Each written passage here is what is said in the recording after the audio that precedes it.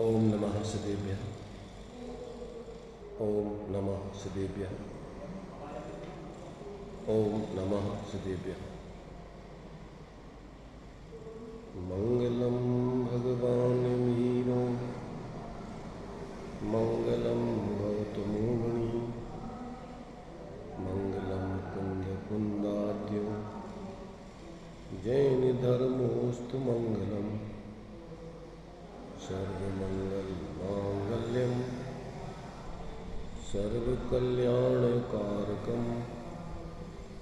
प्रधानम सर्वधर्माणां जैनं जयतु शासनं जैनं जयतु शासनं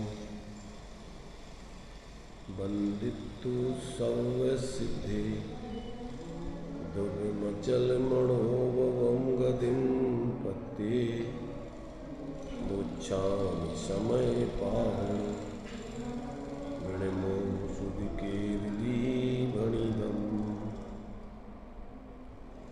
नमः शमैशाराय स्वामिभूत्या चकाशते चित्स्वभावाय भावाय सर्वभावान्तरच्छिदे।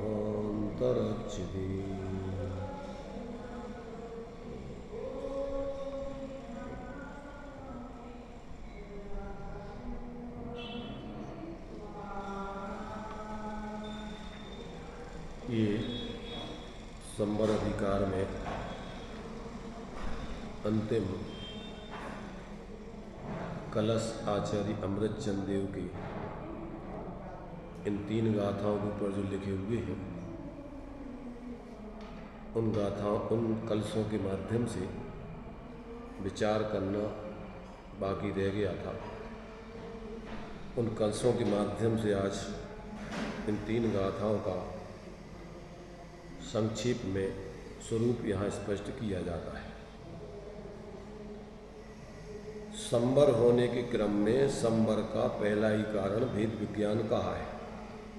अब इसकी भावना के उपदेश के लिए आचार्य अमृतचंद काव्य कहते हैं। 129 नंबर का काव्य है, 373 पेज पर है।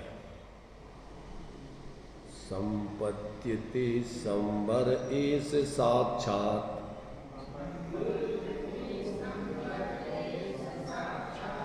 शुद्धात्म तत्वस्य किलोपलम्भात्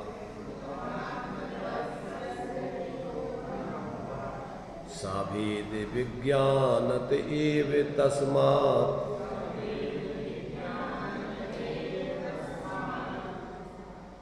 तद्भेद विज्ञानमतीव भाव्यम्।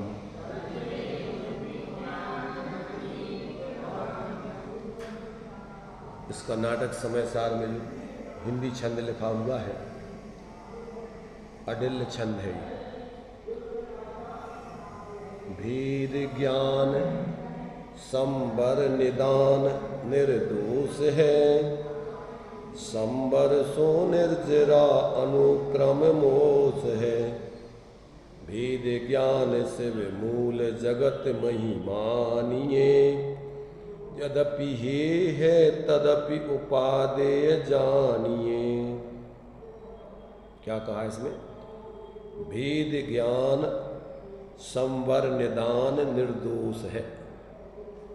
भेद विज्ञान ही संवर का निदान माने कारण, निर्दोष कारण जानना चाहिए। और संवर सो निर्जरा और अनुक्रम से मोक्ष है। तो इस प्रकार जो भेद ज्ञान से आत्मज्ञान पूर्वक जो संवर को प्रकट करते हैं, जो निर्दोष है, निर्दोष का मतलब 3 दोष से रहित, माने नियम से उसका कारण है ये। ऐसा जो निर्दोष, कौन से दोष? 3 दोष। कौन कौन से? अव्याप्ति, अतिव्याप्ति, असंभव। माने इस प्रकार का भेद विज्ञान पूर्वक नियम से संवर होता ही होता है। तो ऐसा भेद विज्ञान ही संवर का निर्दोष कारण जानो, और संवर पूर्वक फिर निर्जरा और अनुक्रम से मोक्ष होता है। इसलिए भेद ज्ञान ही मोक्ष का मूल जगत में ही मानिए। संसार में भेद विज्ञान ही मोक्ष का मूल कारण जानना चाहिए। और यद्यपि ये है, क्योंकि ये भेद विज्ञान क्या है, एक भूमिका में उपयोगी है, बाद में ये भेद विज्ञान अभाव होकर के फिर मोक्ष की सिद्धि हो जाती है। तो ये वास्तव में पहले दो प्रकार से भेद विज्ञान है। सविकल्प दशा भेद विज्ञान तो छूट जाता है, और निर्विकल्प फिर आत्मानुभव वाला भेद विज्ञान रह जाता है। और फिर ये भी चूंकि आंशिक शुद्धता वाला है, तो बाद में जब जीव का पूर्ण शुद्ध दशा प्रकट हो जाती है, तो भेद विज्ञान का भी अभाव के पूर्ण दशा होती है। इसलिए ये यद्यपि वास्तव में क्या है, पूर्ण रूपेण माने प्रकट होकर के मोक्ष दशा रूप नहीं है, आंशिक शुद्धता रूप है।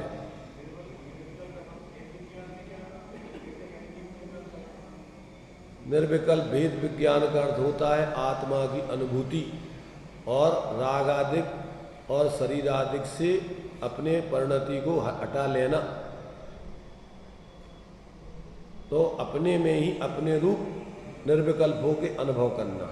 तो पहले सविकल्प दशा में निर्णय होता है, और इसके बाद अपने अभेद स्वरूप का निर्विकल्प होकर अनुभव किया जाता है। वो भी निर्विकल्प भेद विज्ञान है।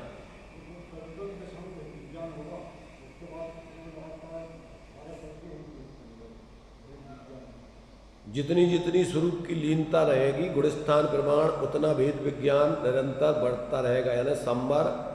और जितनी लीनता होती जाएगी निर्जरा, और पूर्ण लीनता हो जाएगी तो पूर्ण विभाव का और संयोगों का अभाव होकर के मोक्ष। तो नास्ति रूप में है ये संवर, निर्जरा और मोक्ष। अस्थि रूप में है स्वरूप के अनुभव का प्रारंभ, स्वरूप की लीनता, विशेष लीनता और पूर्ण लीनता। अस्थि रूप में संवर, निर्जरा, मोक्ष किसे कहते हैं? आत्मा का अनुभव उत्पन्न हो जाना, यहाँ से संवर चालू होता है। और आत्मा की फिर विशेष स्थिरता वो निर्जरा है, और पूर्ण स्थिरता हो जाना वो मोक्ष है। और नास्ति रूप में विकारी भाव और कर्मों का रुकना, ये नास्ति रूप में संवर है। और बंधे हुए कर्मों का एक देश निर्जरा होना, ये नास्ति रूप निर्जरा है। और पूर्ण विकारी भावों का और कर्मों का अभाव हो जाना, ये नास्ति रूप मोक्ष है। तो जो अपन बोलते हैं द्रव्य और भाव रूप, तो ऐसा आत्मा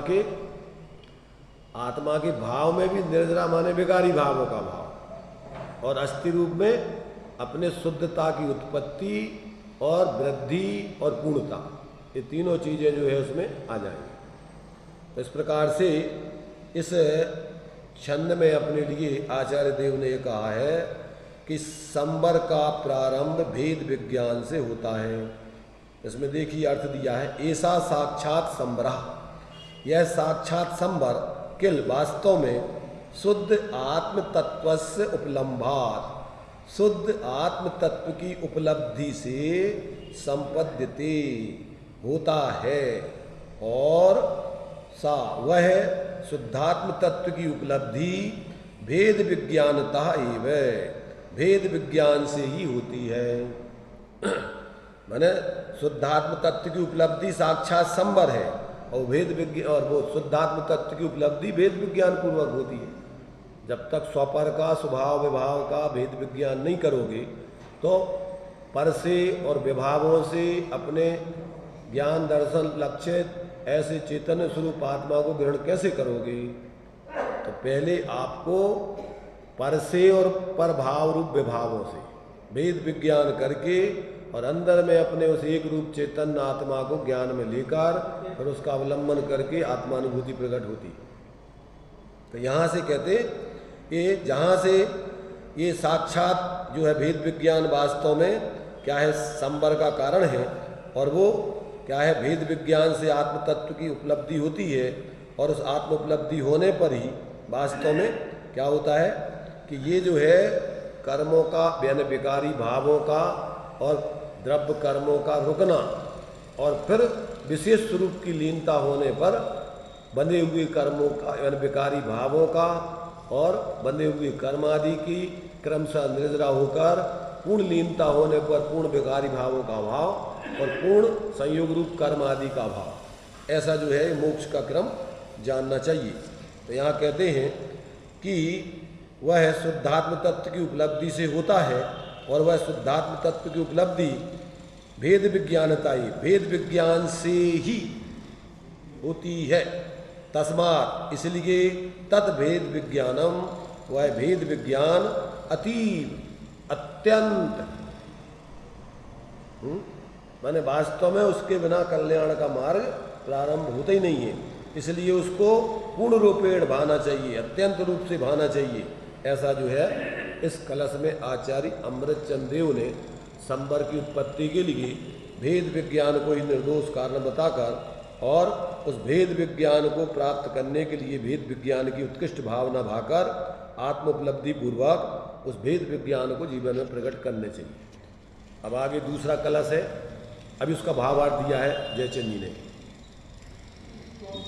जब जीव को भेद विज्ञान होता है, अर्थात जब जीव आत्मा और कर्म को यथार्थतया भिन्न जानता है, तब वह शुद्ध आत्मा का अनुभव करता है और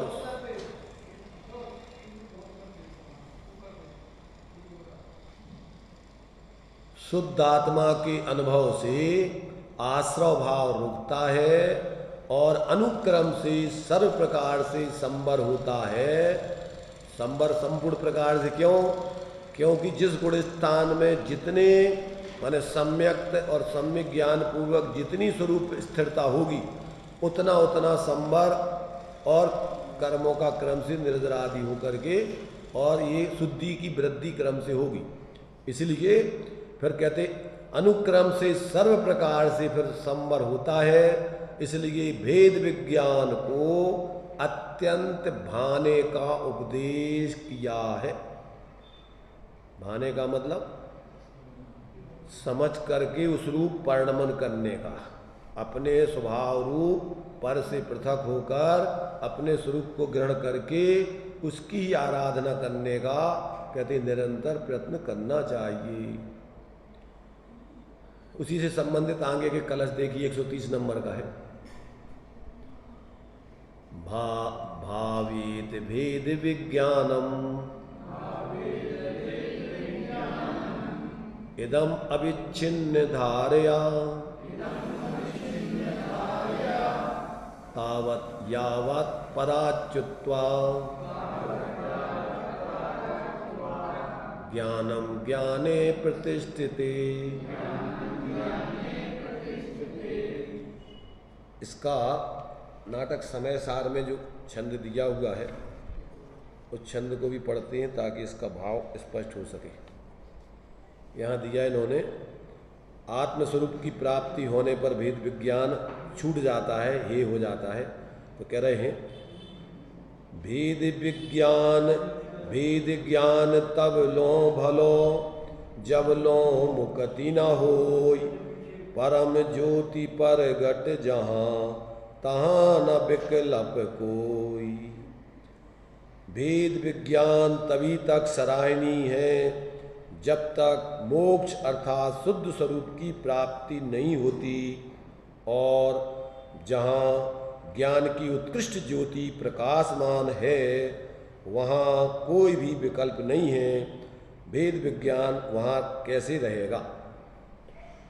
देखो यहाँ पर अपन को दो तरीके से ये समझना चाहिए। एक तो शुद्धात्म स्वरूप की आंशिक उपलब्धि यानी उपलब्धि पूर्वक यहाँ से भेद विज्ञान चालू होता है, संबर तत्व यहाँ से चालू होता है और जब पूर्ण केवल ज्ञान हो जाता है तो वहाँ पूर्ण संबर होकर के पूर्ण जो है कर्मों का संबर और बंधे हुए कर्मों के क्रम से निर्जरा और अभाव होकर मोक्ष की सिद्धि होती है। इसलिए एक तो सविकल्प दशा का भेद विज्ञान कब तक कि जब तक निर्विकल्प आत्मा की अनुभूति नहीं हो जाए तब तक, और निर्विकल्प आत्मा की अनुभूति हो जाने पर छद्मस्तियों की निरंतर आत्मा अनुभूति नहीं रहती।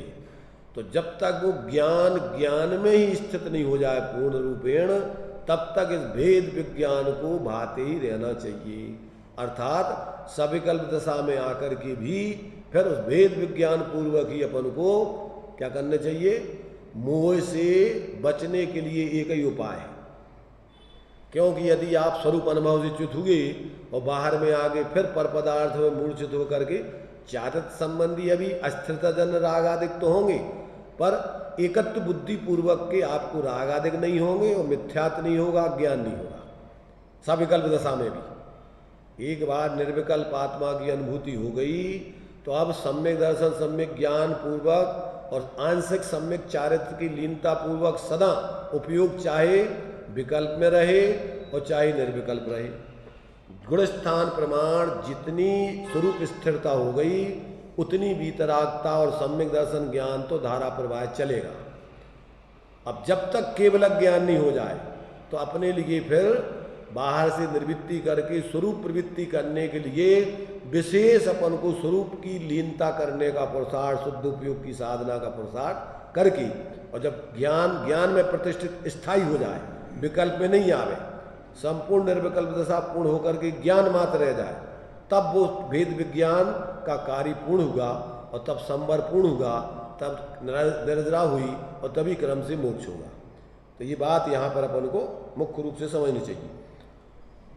इसका अर्थ देखिए इसमें दिया है जो यह भेद विज्ञान अविच्छिन्न धारया, अविच्छिन्न धारा से जिसमें विच्छेद न पड़े ऐसे अखंड प्रवाह से तावत तब तक भावेद भाना चाहिए, यावत जब तक ज्ञान पराच्युत्वा पर भावों से छूटकर ज्ञानम ज्ञान में ही यानी अपने स्वरूप में ही प्रतिष्ठिति स्थिर हो जाए।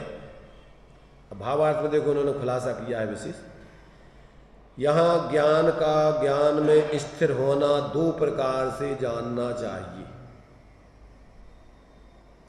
यहाँ ज्ञान का ज्ञान में स्थिर होना दो प्रकार से जानना चाहिए।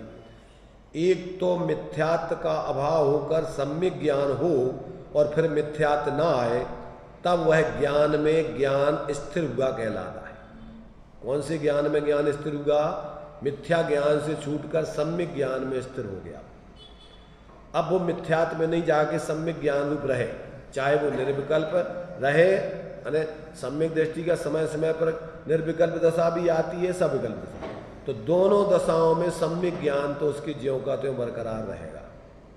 अब जितनी स्वरूप की स्थिरता रहेगी उतनी उसके संवर निर्जरा होगी, और जितनी स्वरूप की अस्थिरता है उतना आश्रव बंद चलेगा। ये साधक दशा की बात है। तो चारित्र की मिश्र धारा चलेगी, ज्ञान में सम्यक धारा चलेगी, श्रद्धान में सम्यक धारा चलेगी, परंतु अन्य गुणों में भी सर्वगुणांशु समकिन, सब गुणों में स्वरूप का लक्ष्य और स्वरूप की स्थिरता पूर्वक प्रवृत्ति चलेगी। सब गुणों की समीचीनता, योगों की भी परस्पंद की आंशिक स्थिरता, वीर का भी अपने स्वरूप संरचना का कार्य चालू, पर में ये कान से नहीं लगेगा। तो ऐसे जिसको अंदर में भेद विज्ञान पूर्वक आत्मानुभव हो गया और अब सम्यक जब बरकरार रहेगा तो गुणस्थान प्रमाण उतनी लीनता पूर्वक उतने कर्मों का संवर निर्जरा निरंतर उसके होते ही रहेंगे, वीतराग दशा चलती रहेगी, सम्यक ज्ञान बढ़ता ही रहेगा, सम्यक श्रद्धान उसकी अपनी आत्मा को छोड़ के एक परमाणु मात्र पर में हम पना कभी नहीं होगा। व्यवहार से भले ही वो कहेगा, लोक में देखो दो दृष्टिकोण रहेंगे उसके, एक तो लौकिक जीवन जीने के लिए लोक व्यवस्था में आपका जो उपचार से आपका कहलाएगा, अगर गृहस्थ दशा में हो तो आप क्या करोगे, जो आपको उदय प्रमाण व्यवहार में आपकी व्यवस्था है, व्यवहार से उसको सब अपना कहोगे, उसमें ही व्यवहार में प्रवृत्ति करोगे, दूसरे की प्रॉपर्टी आदि दूसरे की चीज़ों में अपनापन नहीं करोगे। ये उसकी लोक व्यवस्था है, और परमार्थ से उसको जानेगा कि इनमें भी अपना कहीं कुछ नहीं है। जो व्यवहार से अपना है, कौन? जहाँ जिस मकान में रह रहे, जिस परिवार में रह रहे, जो भी आप काम में चीज़ें ले रहे वो व्यवहार से वही आपकी हैं, उसमें भी आपका मूर्छा नहीं होगी। ये ही पे ग्रह में न रचे ज्यों जलते भिन्न कमल, नगर नारी को प्यार यथा कादे में हेम अमल। उसका नकली अपनापन उसमें होगा, असली नहीं। असली अपनापन तो अपने चैतन्य स्वरूप में ही है, और उसी की स्थिरता जितनी बढ़ रही वो ही उसका सही परिणमन है। और जितना भी ये विकल्पात्मक रागादिक रूप में परिणमन है, ये उसका नकली परिणमन है, विभाव रूप परिणमन है, ये आत्मा का स्वभाव नहीं है। और यही संसार अभी है, उसका आश्रय बंध का कारण भी है, और उस समय उतनी आकुलता भी बढ़ रही। तो ये सम्यक ज्ञान में अनेकांतात्मक वस्तु स्वरूप का बराबर निर्णय चलेगा। अपना शुद्ध स्वरूप क्या है, शुद्ध स्वरूप के आश्रय से शुद्ध परिणति क्या चल रही, कितना भी अपने अंदर पराश्रय रूप अपनी चारित्र की राग द्वेष की परिणति चल रही, वो विभाव भाव है। और लोक में अपने कौन व्यवहार से अपने हैं, ये बराबर विवेक रखेगा। अगर ये नहीं रखेगा तो लोक में जी नहीं पाएगा। समझ में आ रहा कि नहीं आ रहा? तो ये व्यवहार, चार प्रकार का व्यवहार, एक उपचरित सद्भूत व्यवहार, एक अनुपचरित सद्भूत व्यवहार, एक उपचरित सद्भूत व्यवहार, एक पहले ऊपर जो है, पहले उपचरित असद्भूत व्यवहार, अनुपचरित असद्भूत व्यवहार, उपचरित असद्भूत व्यवहार, उपचरित सद्भूत व्यवहार और अनुपचरित सद्भूत व्यवहार। इस चार प्रकार के व्यवहार का बराबर उसको सम्यक ज्ञान में विवेक बढ़ता है। किसे कहते हैं उपचरित सद्भूत व्यवहार? उपचरित सद्भूत व्यवहार किसे कहते हैं? भारत देश मेरा है, समझो समझो। उपचरित असद्भूत हम क्या बोले? सद्भूत बोले, उपचरित असद्भूत। उपचरित असद्भूत व्यवहार, असद माने आत्मा की सत्ता से भिन्न पदार्थों को अपना व्यवहार से संयोग में जो अपना है उसको अपना कहना, जानना, व्यवहार करना। कहाँ रहोगे आप? भारत को छोड़ के अन्य किसी देश में नहीं जा सकते बिना वीजा आदि के व्यवहारिक व्यवस्था के। अगर जाने का प्रयत्न करोगे तो गोली मार दी जाएगी। बॉर्डर पार करने का अगर प्रयत्न करोगे पाकिस्तान में घुसने का, तो क्या होगा कि आपको गोली मार दी जाएगी, मारे जाओगे। तो अब ये नहीं सोचो कि अपना बाहर में तो कहीं भी घूमो, अपना कुछ है ही नहीं है। व्यवहार का भी विवेक आपको होना चाहिए। तो ये उपचरित असद्भुत व्यवहार का विवेक है। जिस देश में आप पैदा हुए हो वो देश ही आपका है। भारत माता कौन है? तुम्हारी माता। जैसे एक माता ये है, एक माता ये जिस पृथ्वी पे पैदा हुए वो तुम्हारी माता है। भारत माता के गीत गाना पड़ेंगे, भारत माता की। तो ये जो है ये व्यवहार उपचार से ज्ञानी समझता है। तो उसमें कोई मिथ्यात नहीं हो जाता है।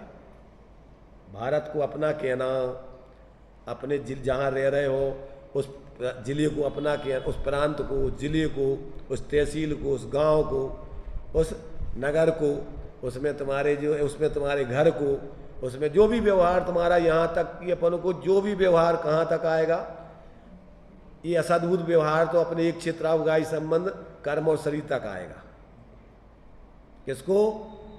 ये शरीर मेरा, और मैं ही कहोगे व्यवहार में। मैं मनुष्य, मैं त्रियंच, जो भी जिस पर्याय में हो, तो मैं स्त्री, और उसमें भी व्यवहार में फिर पत्नी, पति, बेटा, बाप, चाचा, चाची, सब जो कुछ भी रिश्ते हैं वो सब उपचार से, व्यवहार से, ज्ञान में उसकी रहेंगे, यथायुग व्यवहार करेगा। मिथ्या ज्ञान नहीं हो जाएगा इसमें।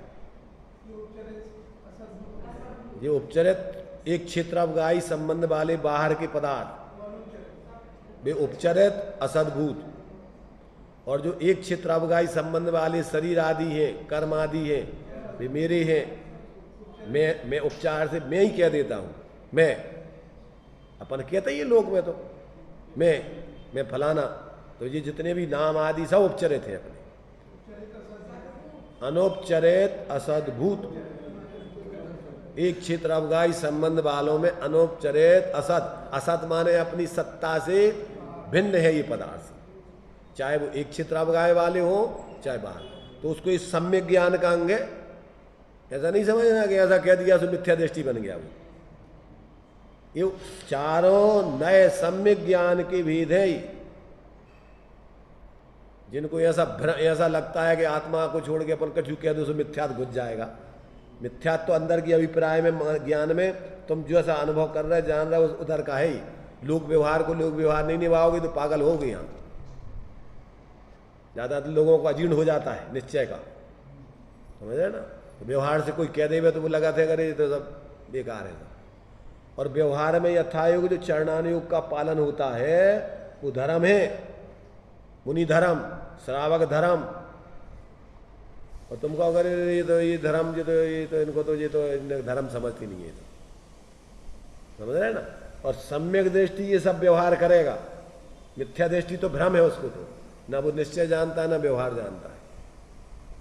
तो ऐसा जो है ज्ञान में बराबर जिसको अंदर में अपनी आत्मा का अनुभव हो गया उसके ही सम्यक व्यवहार होता है, बाकी तो मिथ्या दृष्टि के सब आभास होते हैं। टोडरमल जी ने लिखा मोक्ष मार्ग प्रकाशक 8वें अधिकार में जो सम्यक दर्शन की 4 लक्षण बतलाए, देव सास गुरु का श्रद्धान, 7 तत्वों का श्रद्धान, स्वपर का श्रद्धान, आत्मा का श्रद्धान, मिथ्या दृष्टि के 4 आभास होते और सम्यक दृष्टि के 4 यथार्थ होते। मिथ्या दृष्टि हमारे भगवान और सम्यक दृष्टि भी कहे हमारे भगवान जिनेंद्र देव, दोनों में बहुत अंतर है। उसका तो मोह है मिथ्या दृष्टि का, अनंत भगवान को वो अपना ही मान लेता है। और सम्यक दृष्टि जानता है कि भगवान का स्वरूप यही है, इसलिए व्यवहार से हम भगवान इन्हीं को मानेंगे और दूसरे जो भगवान का स्वरूप नहीं है उनको अपना भगवान नहीं मानेंगे। इसलिए वो तो व्यवहार से जानता है और मिथ्या दृष्टि परमार्थ से हमारे भगवान, हमारे गुरु, हमारा जैन धर्म। किसका जैन धर्म? किसके अनंत भगवान? किसके पंच परमेष्टि? जैनों के। अरे पंच परमेष्टि का स्वरूप है वो। और कहना मेरा ये तो जो सम्यक दृष्टि होता है उन्हीं को मानता है। देव गुरु धर्म आप तागम पदार्थ जो यथार्थ हैं उनको ही मानता है। इसलिए मेरे माने हम इनको ही देव गुरु धर्म आप तागम पदार्थ मानते, अन्य किसी को नहीं। पर ये जानते हैं कि इनसे हमारी पृथकता है, ये हम नहीं है, हमारे नहीं परमार्थ से। हम तो हम ही हैं, चेतन स्वरूप अभेदात्मा ही हम हैं और हमारे गुण पर्याय धर्म आदि ये हमारे हैं। हम अभेद और ये भेद हमारे। ये सद्भूत व्यवहार है, ये सद्भूत में जाएगी। देवसास गुरु उस असद्भूत में जाएंगे।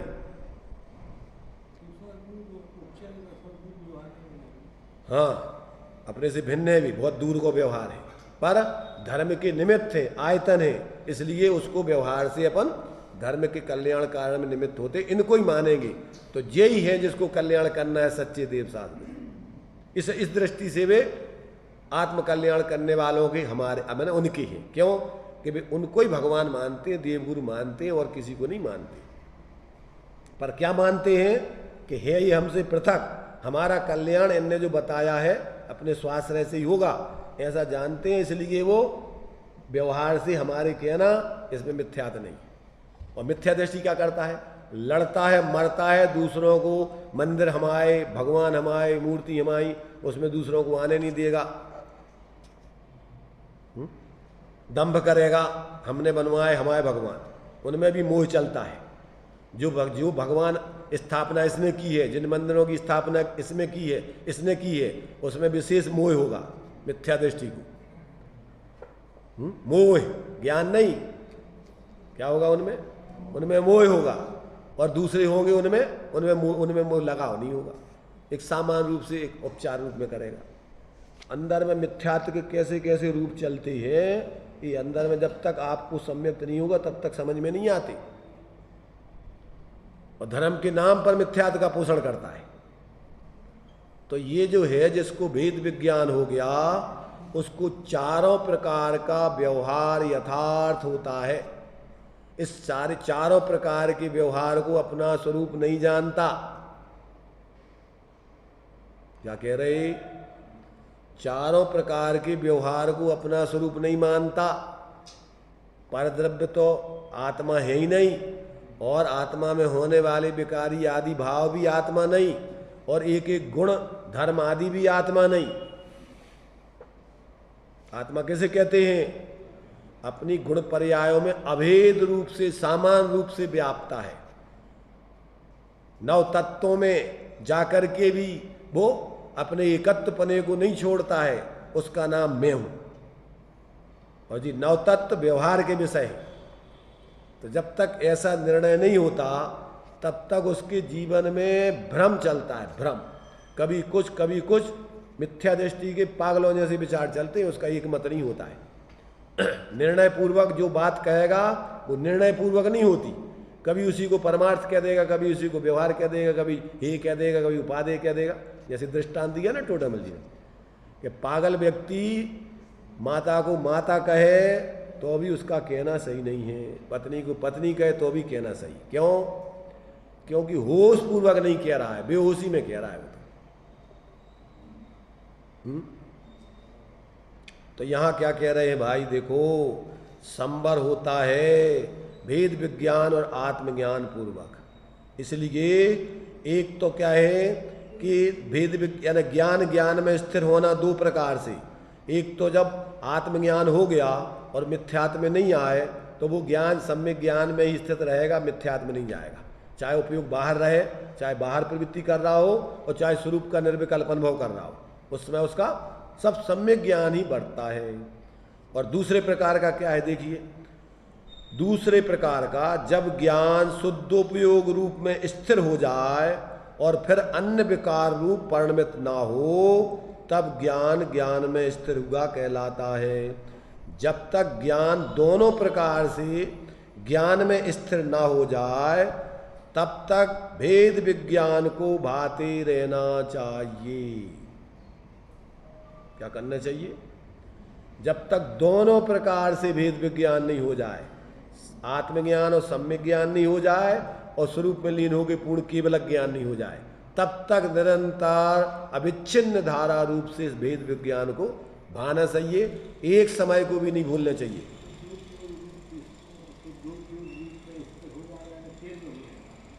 शुद्ध उपयोग रूप में स्थित हो जाए माने शुद्ध उपयोग से च्युत नहीं हो, केवल ज्ञान प्राप्त कर ले। 13वें में नहीं, निर्विकल्प रूप से जहां से शुद्ध उपयोग में लीन हुआ तो अंतर्मुहूर्त में अब केवल ज्ञान पाएगा। छपक श्रेणी चढ़ गया, तो जहां से छपक श्रेणी चढ़ी तो अब वो ज्ञान में स्थिर होकर के पूर्ण केवल ज्ञान प्राप्त करेगा, लौट के नहीं आना उसको। इसका नाम है पूर्ण शुद्ध उपयोग रूप ज्ञान में स्थित होके, और केवल ज्ञान तो शुद्ध उपयोग का फल है। ऐसी स्थिति जब तक नहीं हो जाए तब तक जीव को निरंतर भेद विज्ञान को भाते रहना चाहिए।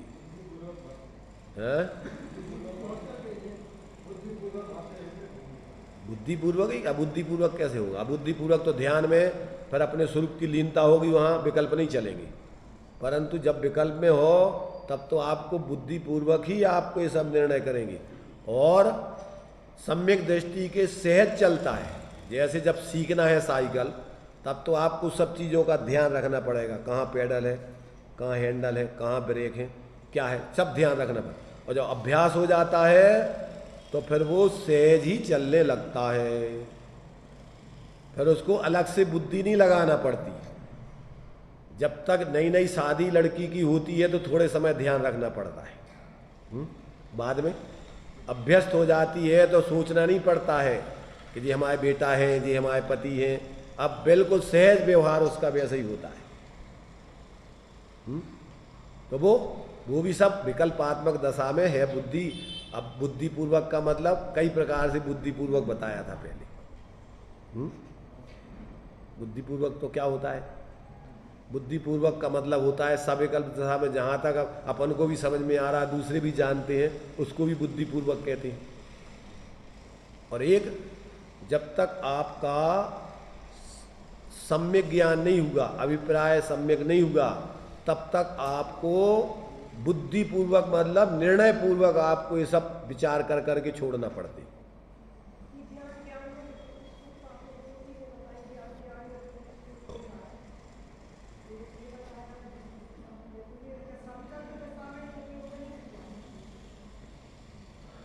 दो प्रकार का भेद विज्ञान किसकी समझ में नहीं आया? दो प्रकार का ज्ञान, ज्ञान में स्थित होना किसकी समझ में आ गया?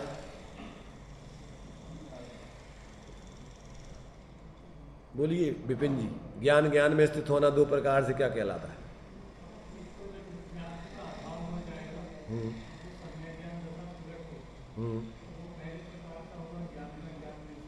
हम्म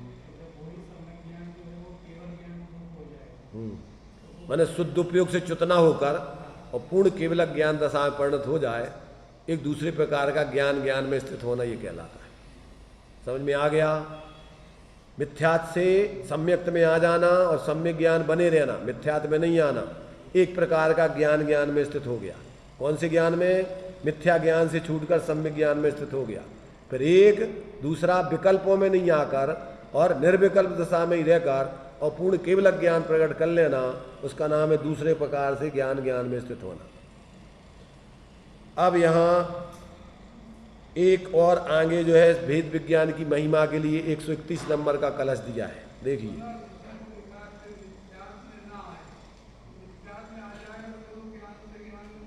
फिर मिथ्या दृष्टि बन गया तो कहाँ रहा ज्ञान? अब सम्यक ज्ञान मिथ्या ज्ञान हो गया।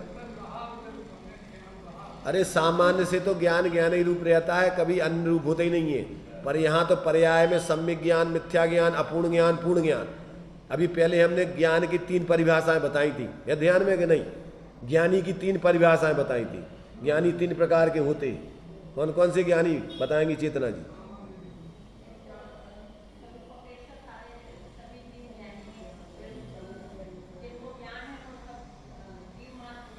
हाँ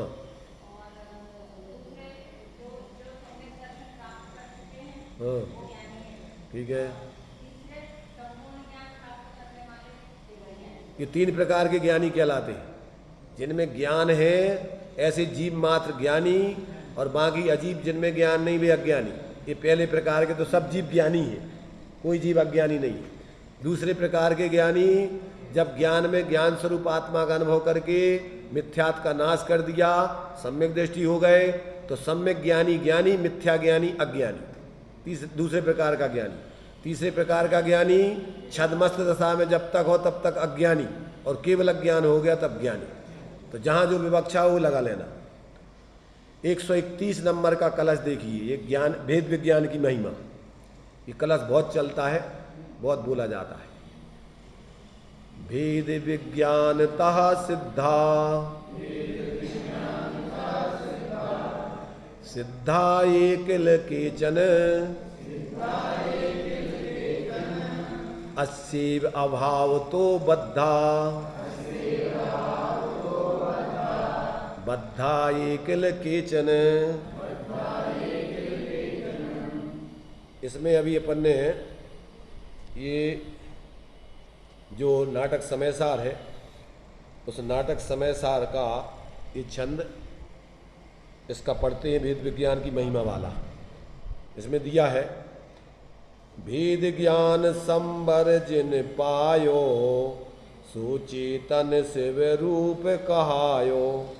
भेद ज्ञान जिनके घट नाही ते जड़ जीव बंधे घट माही। क्या कहा? भेद ज्ञान, ये चौपाई है। भेद ज्ञान संबर जिन पायो सुचेतन शिव रूप कहायो।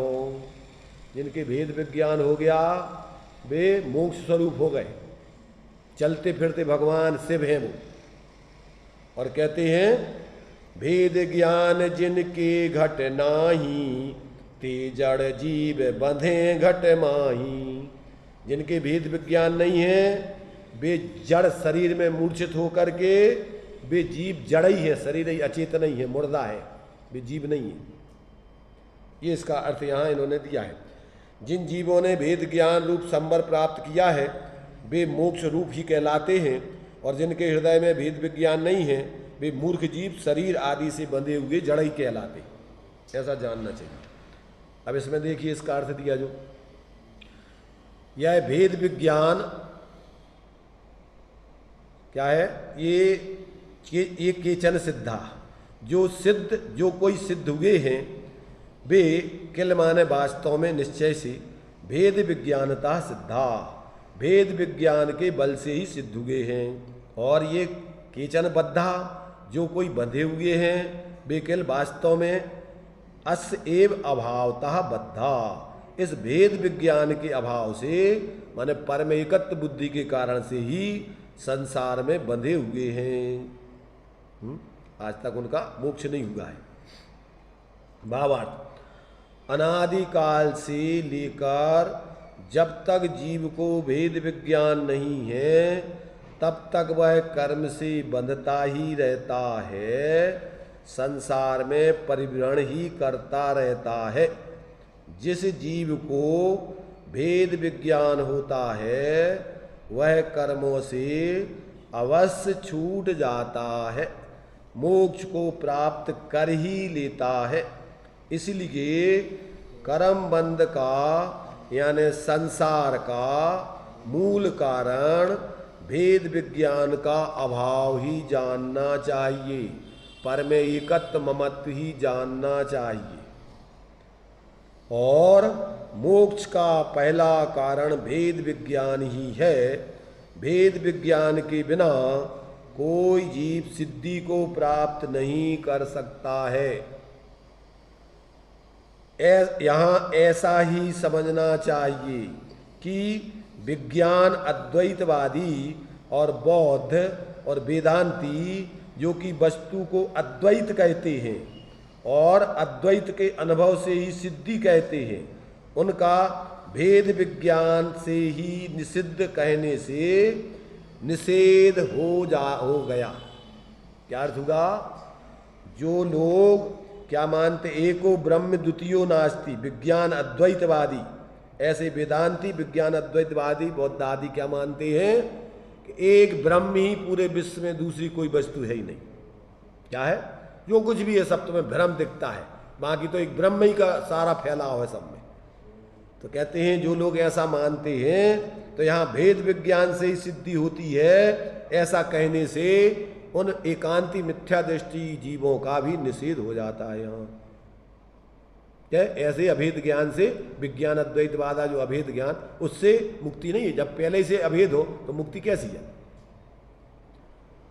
क्योंकि वस्तु का स्वरूप सर्वथा अद्वैत ना होने पर भी जो सर्वथा अद्वैत मानते हैं उनके किसी भी प्रकार से भेद विज्ञान कहा ही नहीं जा सकता।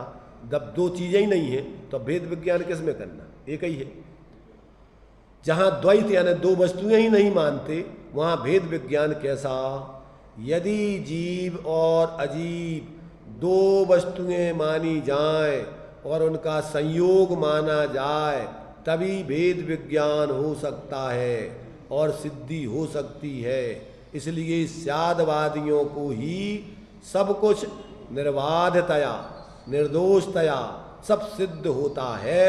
अन्य अज्ञानी जीवों को, जिनके मत में सर्वज्ञ भगवान के द्वारा उपदेश नहीं है, उनके मत में धर्म का प्रारंभ नहीं हो सकता है, भेद विज्ञान नहीं हो सकता है। भेद विज्ञान नहीं हो सकता है तो आत्मज्ञान नहीं हो सकता है, आत्मज्ञान नहीं होगा तो मोक्ष मार्ग की सिद्धि नहीं होगी, स्वरूप की स्थिरता पूर्णता नहीं हो सकती है। इसलिए जो वास्तव में भगवान जनेन्द्र के द्वारा बताए हुए तत्व को समझकर फिर स्वापर और स्वभाव विभाव आदि में भेद विज्ञान करते हैं।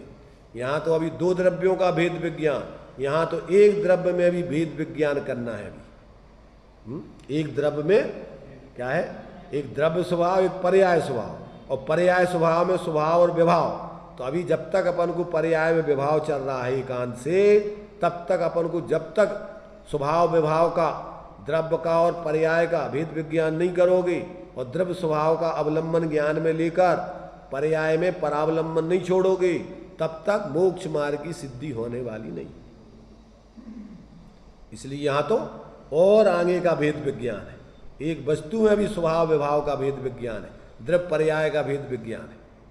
तो ये सब बातें अपन को बराबर समझ करके और अपन को जहाँ जो बात जैसी समझना है, जिस उद्देश्य से वो बात बताई गई है, रागादिक को आत्मा से भिन्न कहा गया है द्रव्य स्वभाव से, तो वो समझ लेना कि उसको वस्तु से सर्वथा भिन्न मत समझ लेना, क्योंकि द्रव्य स्वभाव सदा एक रूप है, तो उस रूप तो आत्मा होता नहीं है, और पर्याय में अनेक रूप होता है, तो वो एक ही वस्तु के दो रूप हैं, तो उस दो रूपों में तुमने वस्तु को सर्वथा द्रव्य रूप ही मान लिया, पर्याय रूप माने ही नहीं, तो वो एकांत मिथ्या दृष्टि बन जाएंगे। इसलिए बहुत जिम्मेदारी बनती है सम्यक प्रकार से स्वाध्याय करके अपनी मूर्ताओं को, विपरीतताओं को छोड़कर, और अपने जहाँ जो बात जिस प्रयोजन से कही है उसको समझकर, और फिर अपने अंदर में उस एकत्र विभक्त आत्मा का अवलंबन करके पर्याय में मिथ्यात अज्ञान कसाय आदि का भाव करके पूर्ण स्वाश्रय से वीतराग दशा प्रकट करना। तो ये अपन को सारी बातें आचार्य देव बहुत ही सावधानी पूर्वक यथार्थ रूप में समझा रहे हैं, और यदि अपन उनके हिसाब से समझ के और अपने जीवन में जो जो विसंगतियां हैं, जहाँ जो विपरीतताएं हैं, उनको छोड़कर यथार्थ रूप में अपन अपने सही अपने द्रव्य स्वभाव को समझकर उसको ज्ञान में भी अंदर में ग्रहण करके और अपनी परिणति उसमें एकाग्र करेंगे, तभी जो है अपने लिए अभेद दृष्टि से फिर द्वैत नहीं भाषित होगा। द्वैतम न प्रतिभाति, अनुभव के काल में द्वैत नहीं भासता है, वो दोनों द्रव्य पर्याय अभेद होकर के ऐसा अनुभव करते हैं, एक होकर के। दो वस्तुएं सर्वथा तो है नहीं, और जब बुद्ध परावलंबन करता है तो उसमें द्वैत खड़ा होता है, और जब स्वावलंबन करता है तो फिर वो द्वैत नहीं रहता है, कथनचित अभेद होकर के अनुभूति होती है। क्यों कि पर्याय का द्रव्य स्वभाव के साथ क्षणिक तादात्म्य संबंध होता है, ऐसा सर्वथा उसकी पृथकता नहीं समझना। तो वो जो है, और अपन को स्वाश्रित ज्ञान में ही, स्वाश्रित परिणति में ही आत्मा की अनुभूति होती है, और उसमें ही तन्मय होकर के उस आत्मा में जो आनंद आदि है वो उस पर्याय में प्रकट होता है। और अगर आत्मा से उसकी पृथकता हो तो वो अद्रव्य स्वभाव का पर्याय में प्रकट कैसे होगा? इसलिए वो अतद्भाव रूप भेद है, पर वस्तु भेद नहीं समझना उसमें। वस्तु की दृष्टि से तो वस्तु अभेद है, इसलिए अनुभव स्वरूप है। कथनचित वस्तु में द्वैतपना है और कथनचित अद्वैतपना है। जब तक ऐसा ज्ञान नहीं होगा तब तक जीवों के भ्रम दूर नहीं होता है। तो इस प्रकार से ये अपन ने 3 छंदों के संबंध में इस संवर तत्व के बारे में जो आचार्य अमृतचंद देव ने जो उपसंहार के रूप में कलश लिखे हैं उनके माध्यम से अपन ने चर्चा की। अभी अपना एक कलश और एक हिंदी का छंद है जयचंद जी का बाकी रह गया है, अभी अपन यहीं इसको बिठाएंगे।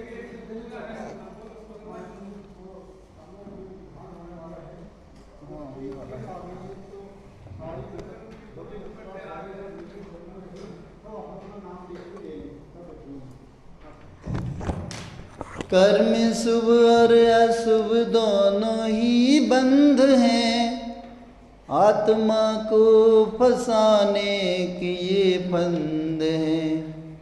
रोक ले पहले कर्मों को संभर से तू, निर्जरा कर मिटा दे तो क्या बात है। भोग के रोग से पाप के ताप से अपने मन को हटा ले तो क्या बात है। सारे संसार का तू भरम छोड़ कर आत्मचिंतन जगा ले तो क्या बात है। संवर अधिकार अपना पूर्ण हो रहा है और निर्जरा अधिकार चालू होगा। संवर हो गया अपना कि नहीं हुआ? अभी संवर हो गया कि नहीं? अभी अरे संवर हुआ कि नहीं? निर्जरा तो चालू हो रही, संवर हुआ कि नहीं अभी तक? अपना संवर, जिनवाणी का संवर तो हो गया, संवर अधिकार समझ में है। देखो संवर की बहुत सुंदर विधि इसमें बताई जा रही है और इससे अच्छी विधि कोई दूसरी है नहीं। वेद विज्ञानता सिद्धा सिद्धा एकल केचना, बहुत सुंदर विधि, खूब इसमें उपयोग लगाना। अहो इस उपदेश माही खूब चित लगावना, होएगा कल्याण गुण अनंत बढ़ावना, हो यह उपदेश माही खूब चित्त लगावना। जय जिने नित अमृत जिन पेक्ष सत चैतन्य घन, दरसार कलिकाल में अनुभव करो हे भव्यजन। तीर्थंकरों के विरह में यदि ना रहे ये जिन वचन, तो स्वपरहित कैसे करे इस जगत में फिर भव्यजन। अज्ञान बस भ्रमते रहे, पशुपत सदा ही दुख सहे। धनी धन्य वे जीव जो जिन वचन सुन निज हित करे। जावाणी के ज्ञान से सूझे लोकालो, सुवाणी मस्तक नमो सदा देत हूँ ढो।